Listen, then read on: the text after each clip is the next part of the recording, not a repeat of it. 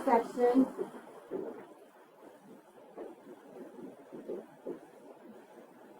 of a plane and a double cone.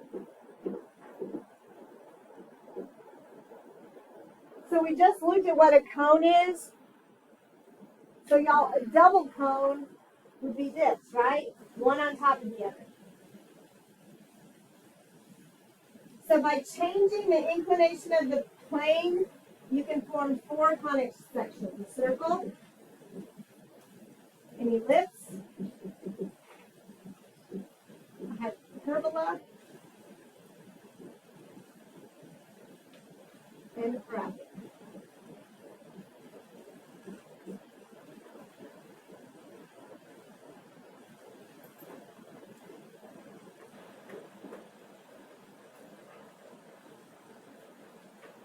So the top part and the bottom part, those are the cone, right? We have a cone on top and a cone on bottom. Where they touch in the middle is the vertex. Where they touch in the middle is the vertex.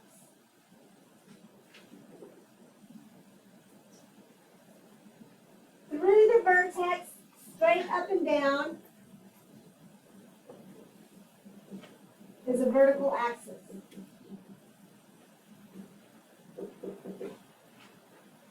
It's a vertical axis.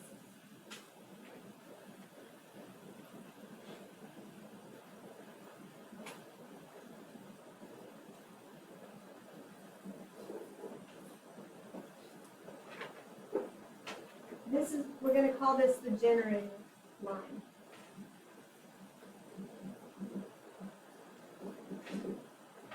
The generating line. Because it's the line that's going to produce either the circle, ellipse, hyperbola, or the parabola. So the vertical line is up and down. The generating line is going to be at an incline. And depending on how steep the curve is, it's going to tell us which one of these conic sections we get. So look, here's my cone. If I take my generating line and I make it perpendicular and I cut straight through the cone, what do I get? I get a tiny one, but what shape is it? It's a circle. So a perpendicular cut of the cone is going to give us a circle. Cut straight across, you're going to get a circle. So a circle is formed when a plane intersects with one cone and it's perpendicular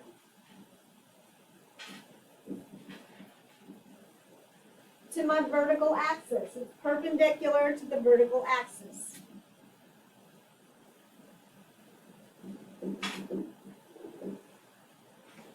So when it cuts perpendicular, it's going to give me a circle. Right? Okay. So we're going to have a middle on the circle. We're going to have a radius on the circle. Okay? So it gives us a circle. Next is an ellipse. An ellipse is going to be formed with one cone, only one cone, and it's not parallel to the generating line. It's not perpendicular, it's not parallel to the generating line. So this is my generating line right here. So if this is my generating line, it can't be parallel with it, so it's got to shift a little bit, right? It's not like this, it's got to come up like this. And y'all, if I do that, if I'm perpendicular, if I cut it straight across, I get a circle. If I am not parallel with this side, I'm not parallel, so I shift a little bit, right? I went from here to here. I shifted. If I do that, when I cut, I get an ellipse. which is like a circle that gets stretched out because it's not perpendicular. So I get an ellipse. Okay? So this one comes from an axis that goes like this. It's not parallel with the side. It's not parallel. So it's going to give me an ellipse. Stretched out circle. Circle is perpendicular. This is not parallel, so it gets shifted, so it's like the circle gets pulled. Okay, the parabola is formed, it's going to intersect one cone, and this one is parallel to the generating axis.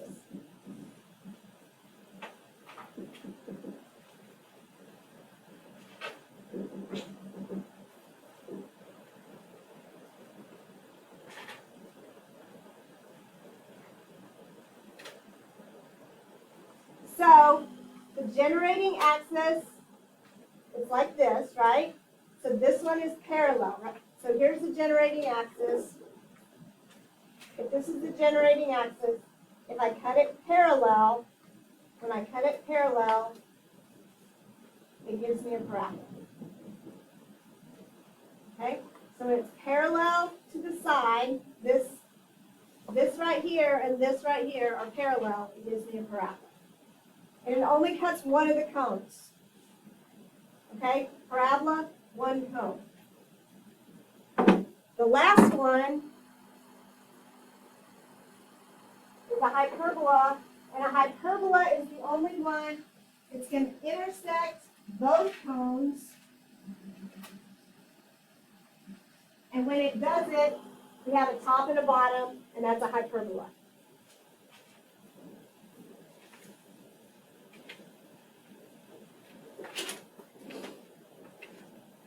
So when I cut the top and the bottom, I get one on bottom and one on top. Okay? All right.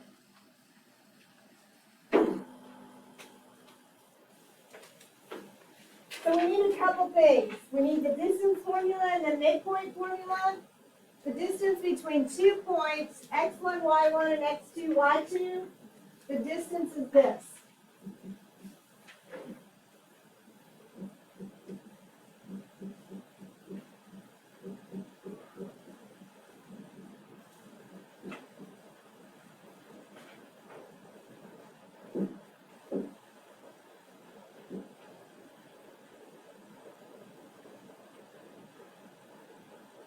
So it's the distance between 2 points.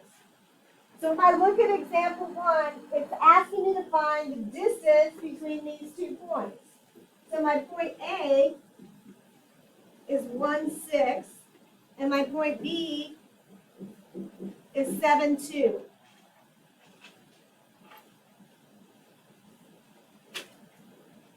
So this is going to give me my x1, y1, x2, y2. So I'm going to plug these into my distance formula.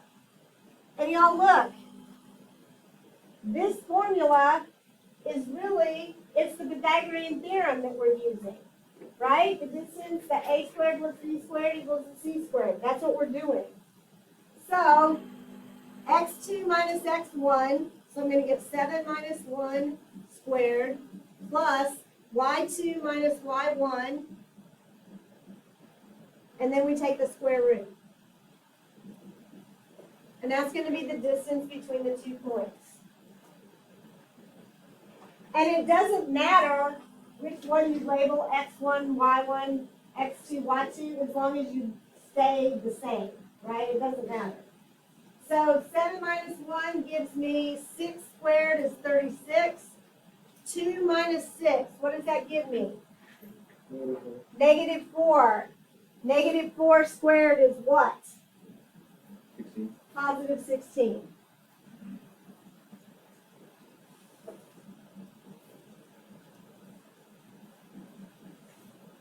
So when we did the warm-up on the completing the square, I said, and we all agreed, that that when I take the square root, how many answers do I get? 2. Why am I only going to get 1 here?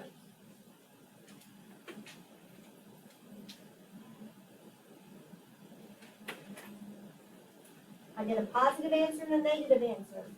Which one am I going to have? Why? Can you have negative distance? No. So we only want the positive answer. So this is the square root of 52, and that reduces to 2 square roots of 13.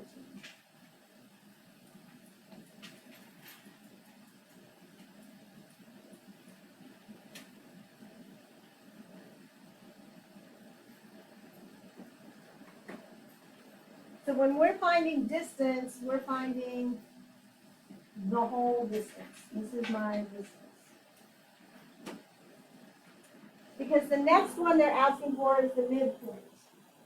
The coordinates of the segment M, which is halfway. So my coordinates for the midpoint end up being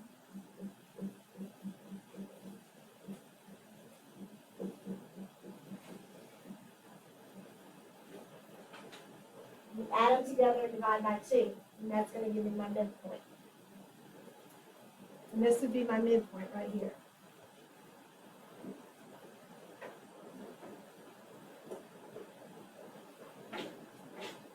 So if I'm going to find the midpoint, I'm going to take 1 plus 7 divided by 2, and 6 plus 2 divided by 2. So I get 8 divided by 2 is 4, and 8 divided by 2 is 4. Y'all, was that our midpoint? Is it 4, 4? Yes. And so this is an easy one to see, right?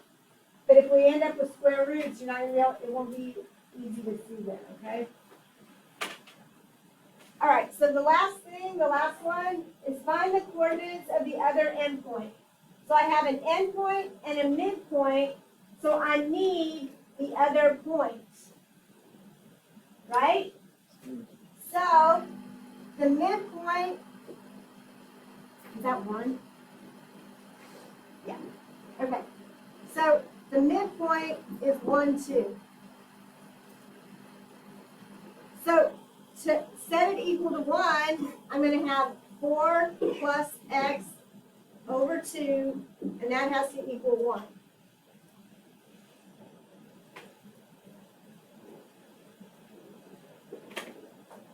So if I put a 1 under here and I cross multiply, I'm going to get 2 equals 4 plus x. So what does my x equal? So my x for the other side is negative 2. And if I do the same thing, I'm going to have 5 plus y over 2. And that's going to equal, I'm going to do 5 over 1 and cross multiply.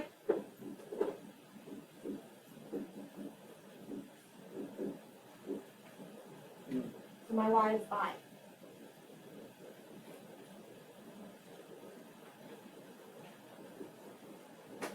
Oh, no.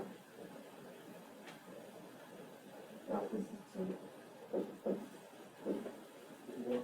Yeah. The midpoint, y'all, is 2, sorry. So when I cross multiply, I get negative 1. So my point C is going to be negative 2, negative 1.